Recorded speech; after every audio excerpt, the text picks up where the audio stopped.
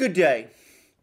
The last 2 days, in terms of diplomacy and media coverage, have been by far the most busy and active in terms of the recent flare-up of the Ukrainian crisis, with the mutual deployments of troops along the Ukrainian border on the part of Russia and along the ceasefire line between Ukraine and the two breakaway republics of Donetsk and Lugansk on the part of the Ukrainians. I'm going to cover in this program the events that have taken place over the last 2 days, focusing on the media coverage and on the diplomacy and on the statements which have been made by various officials. I will say, however, in advance that my own opinion, and it is only an opinion, is that probably the activities of the last 2 days confirm that the peak period of tension has now passed and that we will start to see from this point on a reduction of tensions along the ceasefire line and probably, before very long, a mutual withdrawal and return to positions. Having said that, before I explain why I think this, I think I should first of all go through the actual events which have taken place over the last 2 days. First of all, it needs to be said that the events which have attracted international attention and which have caused agitation in Kiev and in Western capitals has been the large-scale deployment of Russian troops to Ukraine's border. Now, there's been some discussion about whether or not this deployment has actually happened, and there's also been some uncertainty in the reporting as to the number of troops that Russia has actually deployed. I've seen a figure of 4,000 troops on Ukraine's border mentioned in several places. Well, there is no reason for this speculation because we have the actual numbers from the Russians themselves. They published a dispatch about it, which has appeared on the Russian news agency TASS. And I'm going to read it out in full because it will provide a clear picture of the extent of that deployment, and it will in fact confirm conclusively that that deployment has indeed taken place. So the TASS dispatch is from 2nd April, and it is datelined to Rostov-on-Don, which is an important city in southwest Russia, in the region known as Krasnodar, which borders Ukraine and where most of these deployments are taking place. And here I will read it in full, just for clarity. Over 50 battalion tactical groups of Russia's southern military district will practice fighting enemy drones jointly with electronic warfare and air defense forces in drills.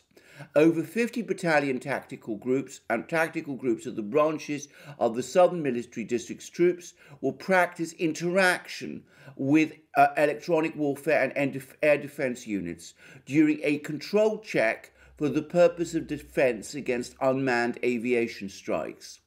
The press office of the Southern Military District specified for TASS that the 50 battalion groups involve personnel numbering 15,000.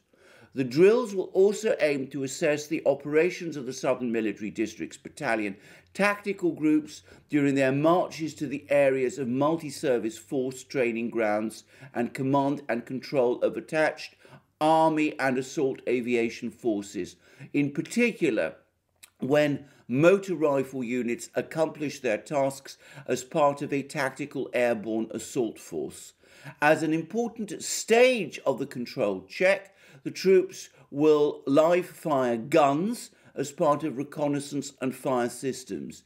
Tactical level commanders will demonstrate their independence in solving the general battle plan and the ability to make outpacing, unconventional and surprise decisions for the enemy that allow seizing and retaining the initiative in a battle. The control check of the Southern Military District's troops aims to raise the level of combat and operational training and improve the methods and forms of conducting drills, classes and exercises, taking into account the situation within the area of responsibility. Note that nowhere in this TASS dispatch is there any reference to Ukraine or to the situation in Ukraine, even though these troop deployments, 15,000 of them, not 4,000, are actually taking place in an area adjoining Ukraine's border. Note also that the troops are engaging in tactical exercises and drills which appear to be preparing them for a possible assault. I would repeat again part of the words in the dispatch. Tactical level commanders will demonstrate their independence in solving the general battle plan and the ability to make outpacing, unconventional and surprise decisions for the enemy that allow seizing and retaining the initiative in a battle. So though these are being described merely as drills, in reality they are a rehearsal for what looks like an offensive or perhaps a counter-offensive in eastern Ukraine, and which also involve defense against tactical drones. And we know that Ukraine has recently bought 12 tactical drones from Turkey, and also use of electronic warfare and air defense, all, it seems, being prepared for a possible military action in eastern Ukraine. Now, I want to stress these are rehearsals. There is no evidence that an actual decision to launch such an offensive has taken place, but it is clear that the deployments are for real and that the training and rehearsals of the troops which are taking place in Western Russia, in Krasnodar, on Ukraine's eastern border, those are also for real and involve training exercises which look to be intended to carry out a deep strike behind or far into Ukrainian territory, should the need for doing so arise. Now, we've also had, in conjunction with these military rehearsals and military deployments in Krasnodar, information of a large-scale deployment of Russian forces in Crimea, and here apparently the number of forces deployed is roughly double those deployed in Krasnodar. Allegedly 28,000 troops, Russian troops, are now based in Crimea, where in the event of military action they would of course be in a position to strike. So that would create a very powerful force of roughly 50,000 troops, if you include the troops of the two republics, the Donetsk and Lugansk People's Republics, which are in the main apparently commanded by Russian officers, a force which in every respect vastly outmatches, even if it does not actually outnumber, the force that Ukraine has deployed along the ceasefire line. Moreover, it seems as if the Russians are ready to strike from two directions, from Krasnodar and from Crimea, if the situation calls for it. I want to stress again, these are deployments, they are rehearsals. There is no reason to think that a decision to attack Ukraine has been made. In fact, as I will discuss shortly, all the information points clearly to the contrary. But the troops have been deployed, they are being rehearsed. The option to launch such a strike unquestionably is there. Now, along with these troop deployments, there have been a number of statements from the Kremlin.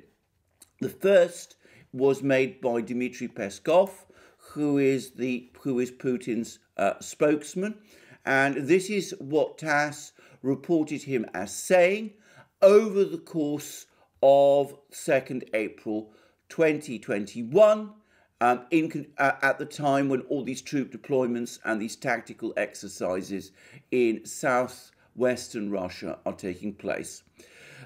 These are his words. Our rhetoric over Donbass is absolutely constructive. We do not indulge in wishful thinking. Regrettably, the realities along the engagement line are rather frightening. Provocations by the Ukrainian armed forces do take place. They are not casual. There have been many of them.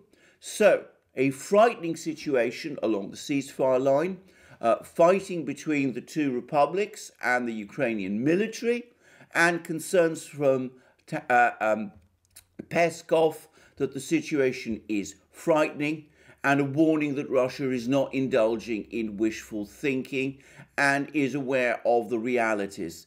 He also clearly pins any blame for the situation upon the Ukrainians. He talks about provocations by the Ukrainian armed forces and says that these are not casual and that there have been many of them. Now, we then also had a very interesting interview given by no less a person than Sergei Lavrov, who is Russia's foreign minister.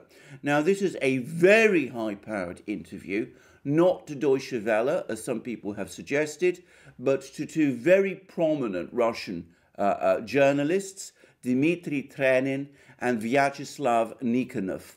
Vyacheslav Nikonov, by the way, is the grandson of Stalin's foreign minister, Vyacheslav Molotov, the person who is extremely well known in history as the official who signed the non-aggression pact with Ribbentrop and who also conducted many of the negotiations with the wartime allies over the course of the Second World War. Anyway, over the course of this very high-powered interview, this is what Lavrov said about the situation in Ukraine. There is much speculation about the documents that the Rada passed and that President Zelensky signed. These, I should say, are documents which talk about the Ukraine taking steps to reincorporate Crimea and to beef up its armed forces and to treat the conflict in eastern Ukraine as an international conflict between Russia and Ukraine, and indeed a war there. Anyway, as Lavrov takes note of that, and this is what he then goes on to say. To what extent does this reflect real politics? Is it consistent with the objective of resolving President Zelensky's domestic problems of declining ratings? I am not sure what this is, a bluff or concrete plans. According to the information published in the media, the military, for the most part, is aware of the damage that any action to unleash a hot conflict might bring. I very much hope this will not be fomented by the politicians, who in turn will be fomented by the US-led West. Once again, we see the truth as stated by many analysts and political scientists, including Zbigniew Brzezinski, being reaffirmed. They look at Ukraine from a geopolitical perspective as a country that is close to Russia. Ukraine makes Russia a great state. Without Ukraine, Russia does not have global significance. I leave this on the conscience of those who profess these ideas, their fairness and ability to appreciate modern Russia. Like President Vladimir Putin said not long ago, but these words are still relevant. Those who try to unleash a new war in Donbass will destroy Ukraine. So, what Lavrov is saying is, yes, there have been military deployments by Ukraine to eastern Ukraine. Yes, this has led to clashes along the contact line. Yes, Zelensky is under pressure to launch this war because of his declining popularity. and he seems to need something in order to bolster his support with Ukrainian nationalists. Yes, he's being egged on to do it by the neocons in Washington, who have this fixated idea that Russia needs Ukraine in order to make itself a great power, and that without Ukraine, Russia is somehow permanently weakened.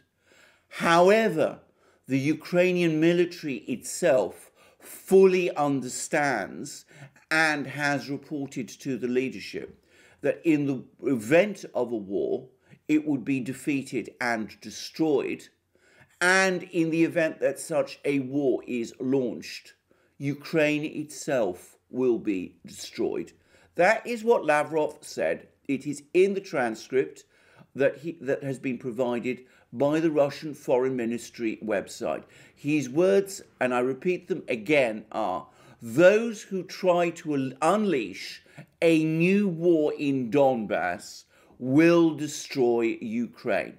Now, all these Russian moves and statements have now provoked a flurry of commentary and activity, some of it actually rather hysterical, in my opinion, in the West. And I think here I would make a few quick observations. Firstly, all of this commentary that you've been reading about in the Western media has started with the point of the Russian deployments. They are being treated as the event that has launched this whole affair, and nothing has been said about anything that has happened before that. Now, I have to say that I find this completely wrong and deeply troubling.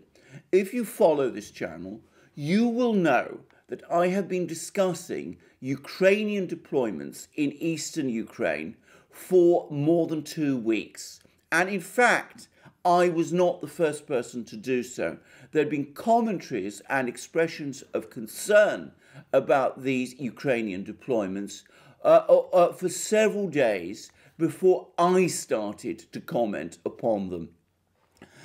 The Western media and Western governments entirely ignored them and said absolutely nothing about them. The whole situation suddenly flared up, as far as the media is concerned, only over the last few days, when the Russians began to deploy their forces to Western Russia along Ukraine's border. It's as if the Ukrainian deployments that happened over the previous weeks never happened.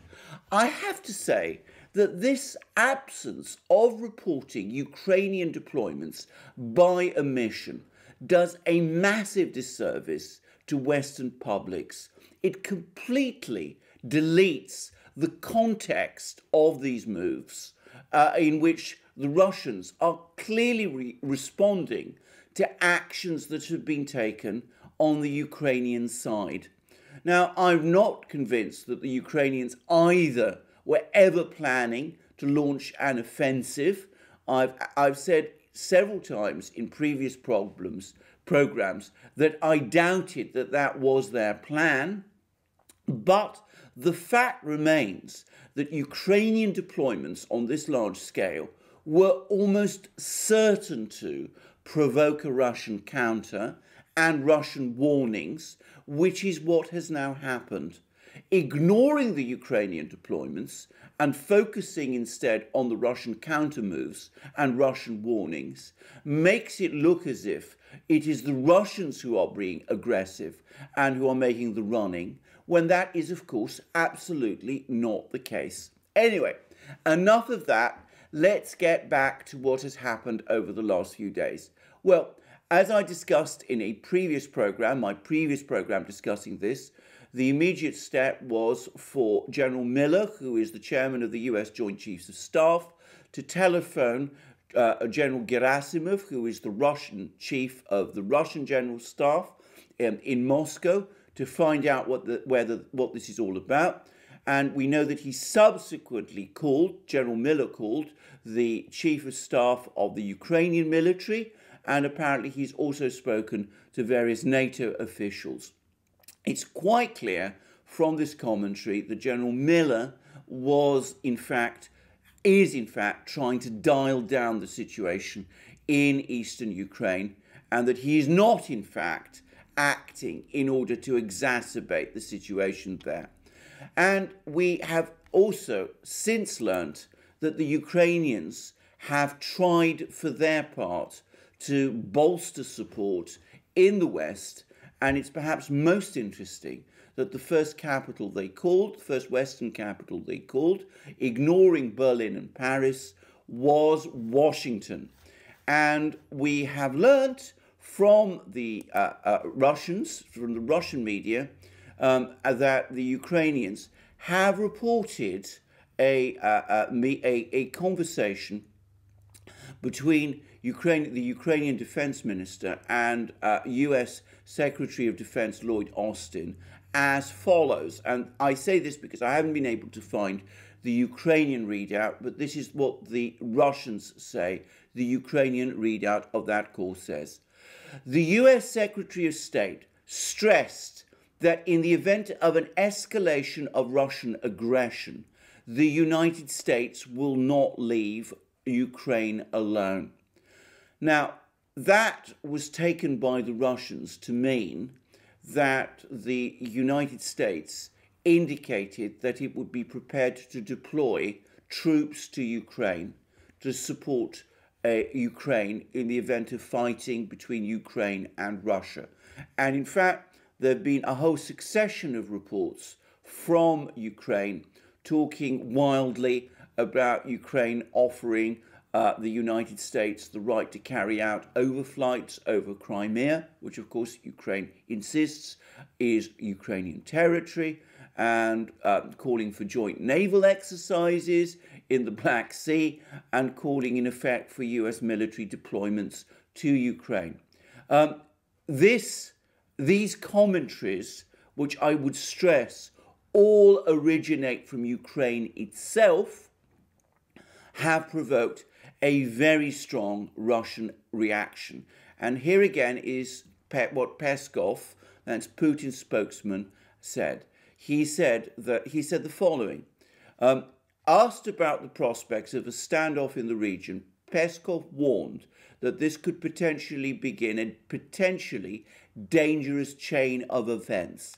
The Kremlin official said that undoubtedly a developing scenario where US and NATO forces would be deployed in Ukraine would lead to a further increase in tensions near Russia's borders. Of course, this will require additional measures from the Russian side to ensure its security. When pressed on what those measures might be, Peskov would only say that the country would do everything that is needed. Well, that is a clear warning against any US military deployments in Ukraine in support of any fighting there. And in fact, I'm going to say straight away that I don't think that such deployments are planned, certainly not in support of any action taken by Ukraine. And I don't think that that is what General Austin promised to the Ukrainian defense minister when they spoke on the phone. I say that because we also have now a readout from the Pentagon itself of Secretary of Defense Austin's call with Ukrainian Minister of Defense Andrei Taran. And I'm going to read it in full. Secretary of Defense Lloyd Austin spoke by phone today with Ukrainian Minister of Defense Andrei Taran to discuss the regional security situation. Secretary Austin reaffirmed unwavering support for Ukraine's sovereignty, territorial integrity, and Euro-Atlantic aspirations. He condemned recent escalations of Russian aggressive and provocative actions in eastern Ukraine and offered condolences to Minister Taran on the deaths of 4 Ukrainian soldiers on March 26th. Secretary Austin reiterated the US commitment to building the capacity of Ukraine's forces to defend more effectively against Russian aggression. Since 2014, the United States has committed more than $2 billion in security assistance to Ukraine, including a recently announced $125 million package that featured defensive weapons and other key capabilities to enhance the lethality, command and control, and situational awareness of Ukraine's armed forces. Minister Duran expressed gratitude for the open dialogue and continued support. There is absolutely nothing in this readout about deployment of US forces in Ukraine. Perhaps it was discussed and a joint decision was made to keep it out of the readout, but I have to say that I think that is extremely unlikely. The entire discussion seems to have been about Austin giving verbal support to Duran and the Ukrainians, and also reassuring them that the United States will continue to provide help to Ukraine in the form of arms supplies. Of course, deployment of troops, it would be a radically escalatory step far beyond arms supplies, and I don't think anybody in Washington, apart perhaps from some neocons, would be willing to go down that road. I would add, and I'm going to come to that in a moment, that I think Washington's European allies, the Germans and the French, would be appalled by that possibility. Anyway, in conjunction to Duran's conversation with Austin, President Zelensky of Ukraine himself telephoned Joe Biden. This call, be it noted, is the first exchange of first telephone call between Zelensky and Biden, and it took place on Friday, 2nd April 2021. That is after the events that we have just been talking about, after the events on the 1st of April, after Peskov's comments on the 1st of April, after the conversation between Duran and Austin. This is now the readout, the official White House readout of the telephone call between Biden and Zelensky. President Joseph Biden spoke today to President Zelensky of Ukraine. President Biden affirmed the United States' unwavering support for Ukraine's sovereignty and territorial integrity in the face of Russia's ongoing aggression in the Donbass and Crimea.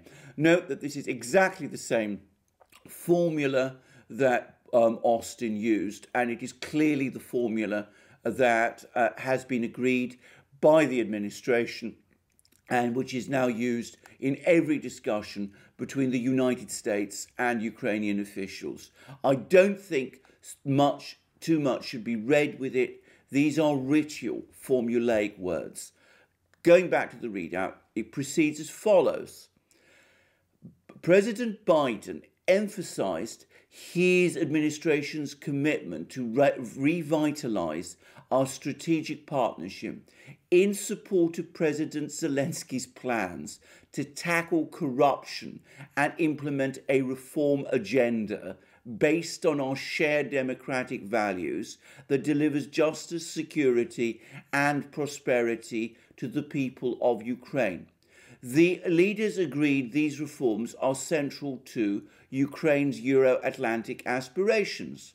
They also discussed the importance of close United States-Ukraine cooperation to contain the pandemic and strengthen democracy in the region. Well, that doesn't hint at any deployment of US forces.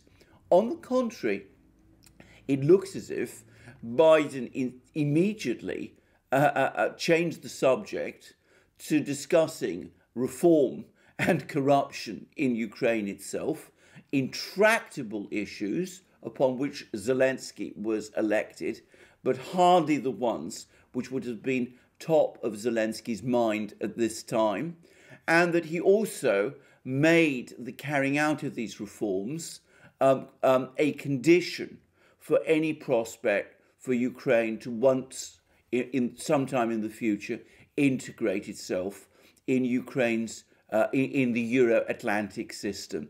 So doesn't seem to me like very full-throated support for Ukraine from Biden at this time. And so there we have it. The Ukrainians turn to the Americans after they see all these Russian troop deployments, are obviously extremely worried and unnerved by them. Lavrov says that they're military people, and bear in mind that the Russians are very well informed about what goes on in Ukraine and will have plenty of means of gathering intelligence there. It seems anyway that their military people have been warning the politicians in Kiev that Ukraine would quickly lose any general war which involved Russia. So the Ukrainians turn to their American friends and they're given the brush off. Austin talks about arms supplies but refuses to commit to troop deployments, and Biden changes the subject to the long-standing topic of corruption and reform in Ukraine itself. Meanwhile, Berlin and Paris remain silent. And to understand why the West is unwilling, it seems, to give full-throated support to Kiev at this time, you have to go to a comment which has been reproduced in various parts of the Murdoch press in London. I should say that the Murdoch press in Britain, the Times, Sky News, The Sun, the most important tabloid in Britain, is particularly close to the British government and closely reflects its thinking. And this is what I found in a comment which has appeared there. Open war between Russia and Ukraine would force the West into an impossible situation. Britain, the US, and other nations may either have to go up against Putin with his massive military and nuclear arsenal, or abandon their allies in Kiev. Well, there is no possibility, none, of the US going to war with Russia in Ukraine itself. That effectively rules out the possibility of any US deployments in Ukraine. The Russians have given very strong warnings about that happening, and so there will be no significant deployments of US forces in Ukraine apart from the training groups that have been deployed there. Given that that is so, the United States and the Western allies do not want to see a war in Ukraine, which, as Lavrov has said, might result or would result in Ukraine being destroyed, because that would amount to, as the Murdoch press are saying, the abandonment by the West of their allies in Kiev. That would be a massive public and political humiliation for governments in the West, and no political leader, not Biden, not Merkel, not Macron, and not Johnson, wants to see that happen. So they are now, I am sure, doing everything they can to bring the whole situation back under control. And you're starting to see some reflections of this in further comments that have now been coming from Ukraine itself. And I'm now going to read a tweet that Zelensky himself published late in the afternoon on the 1st of April, before he spoke to Biden, which reads as follows. Muscle flexing in the form of military exercises on the border with Ukraine is an attempt by Russia to put pressure in the negotiations on ceasefire and peace as our value. We are always ready for provocations. Ukrainian army is not only strength and power, but also wisdom and balance. So this basically starts now to refer to things like ceasefire, wisdom, and balance. That rather suggests that any ideas for launching an offensive have now been given up. And in fact, over the course of the 2nd of April, more and more Ukrainian officials started to talk publicly about the need for a ceasefire, which they are blaming on the Russians for not having yet been agreed. So it looks as if we've moved from potential rhetoric about a possible Ukrainian attack into rhetoric from Kiev about the need for a ceasefire. As for the Russians, they're to some extent letting the Ukrainians twist in the wind over this. This is what Peskov said on Friday about talk of a ceasefire. I again refer to TASS. Asked about Chief Ukrainian Delegate Leonid Kravchuk's proposal for the observation of full and comprehensive ceasefire starting from April 1st, Peskov said that Russia was not a party to the conflict. Truce concerns only the forces on either side of the disengagement line. So, where are we? Where are we in all of this? Firstly, it seems to me that this whole crisis began, as I have said, with large-scale Ukrainian military deployments in eastern Ukraine, along the contact line, and with a resumption of shelling between Ukraine and the armed forces of the two breakaway Donbass republics. To the best information that I can get, the Ukrainians, by the way, have been suffering the greater losses from these exchanges of fire, but it's very difficult to get a clear view.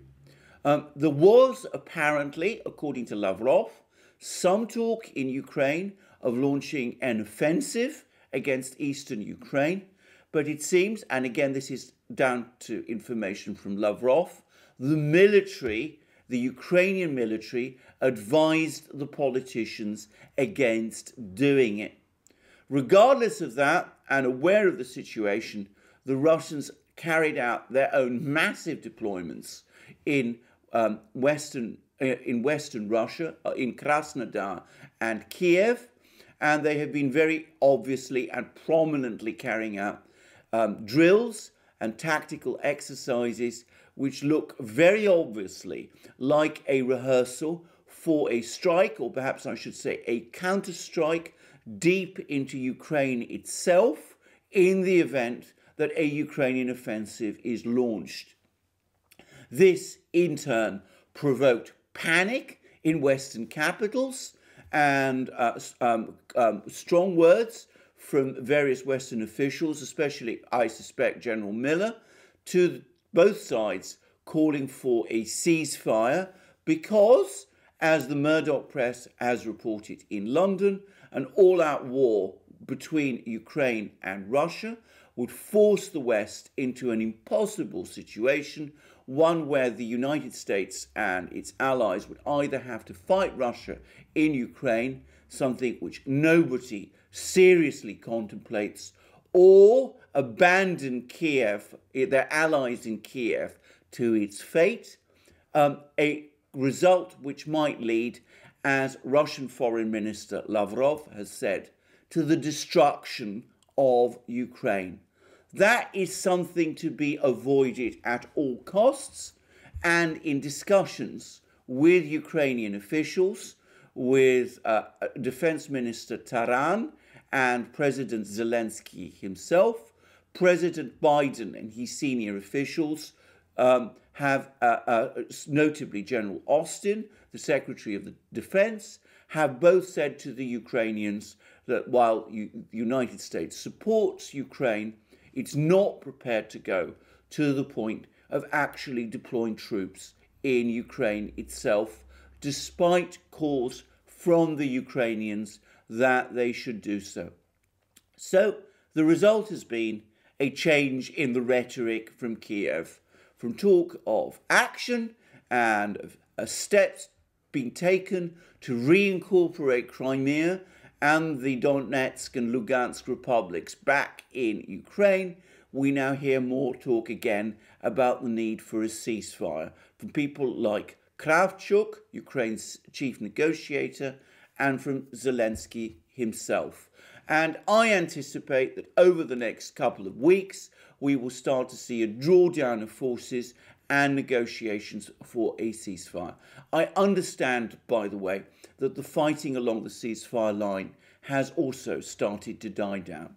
Now, I say all of this, of course, it's possible that the Ukrainians will disregard all the warnings that they're given and that they will decide to go for broke, that what will happen was what Lavrov warned about, that the politicians in Kiev, who have little grasp of reality and who are anyway in a desperate situation, might launch a war in eastern Ukraine, and that they might be egged on to do it by the hardliners in Washington, who are still obsessed with the Brzezinskian neocon geopolitical strategies that Lavrov spoke so scathingly about.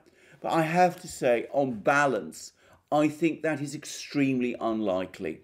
I still find it difficult to believe that Ukraine will launch a war which it knows in advance that it is going to lose and which might end in its own destruction. Anyway, events over the next few weeks will show whether or not I am right. But my own sense is that the fever point in this crisis has now been reached and that fever will from this point on abate. Of course, that leaves the situation in Ukraine itself unresolved, but that resolution, I suspect, will have to come in some other form on some other day. Thank you for joining me for this long, complex and intricate video on this difficult topic. I look forward to you joining me in future discussions of this nature on this channel. Please also check out our other channels, our main channel, the Duran, where I do programs with my colleague and friend Alex Christoforou.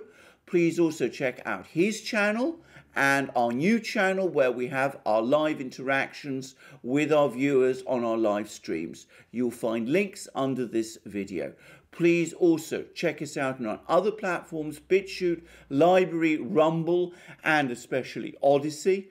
Please also support us to the extent that you can via Patreon, Subscribestar, and PayPal. And remember, we accept donations and payments in various currencies, including, if you can do it, Bitcoin. That would be most extraordinary and wonderful, but, you know, we do accept them. And please also check out our Discourse server and, of course, our famous shop, where you will find all the great things that we have there, our amazing magic mugs, the best magic mugs in the world, our T-shirts, long-sleeved and short-sleeved, our hats, our hoodies, our amazing sweatshirts, and my apologies for the length and complexity of this program, made so by a complex situation. And thank you for holding out till the end, and I look forward to you joining me in future programs on this channel.